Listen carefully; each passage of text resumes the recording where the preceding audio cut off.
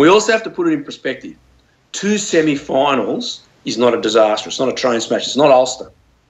But they are hanging in there.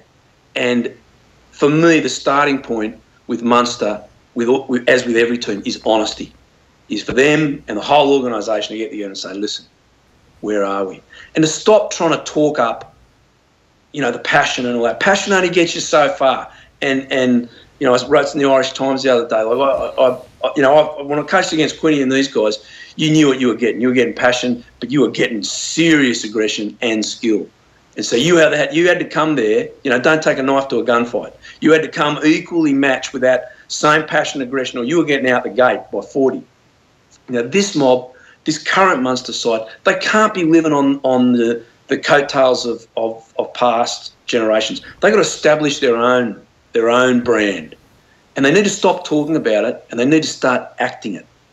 And I feel there's a whole lot of those components coming into play with this current Munster group. And I agree with Quinny. I'm pretty critical on Coach Van Graan. I thought he's made some, especially in the Champions Cup semi-final, I thought he made some disastrous decisions and it was a disastrous build-up.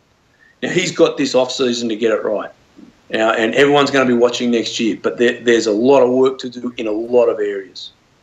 It is a huge off-season. I just want to bring up that point about the honesty, right? Because it does feel to me a little bit like we're only one score away, we only lost those games by a point, but they weren't really only one score behind Racing either. They weren't really only one score behind Leinster. So behind Saracens last year in the semi-final, and Matt is right, they have to address this issue.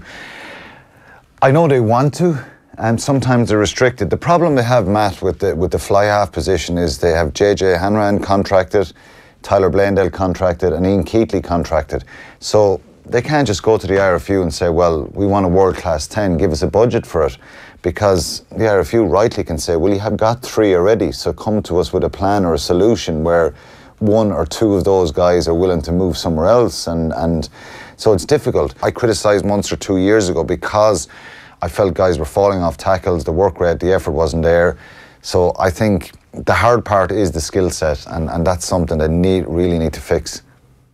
Yeah, I thought they turned up on Saturday in a much better mental state than they did in Bordeaux.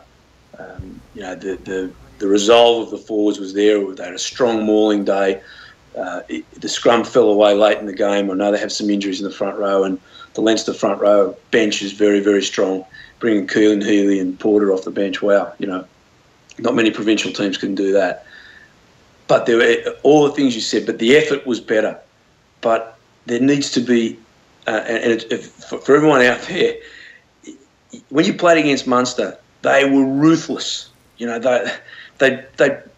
I don't mean this metaphorically rather. They put their foot on your throat. This was really tough rugby.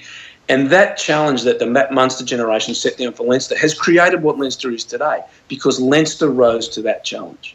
We knew we had to get down and fight just as hard if we were going to have any chance.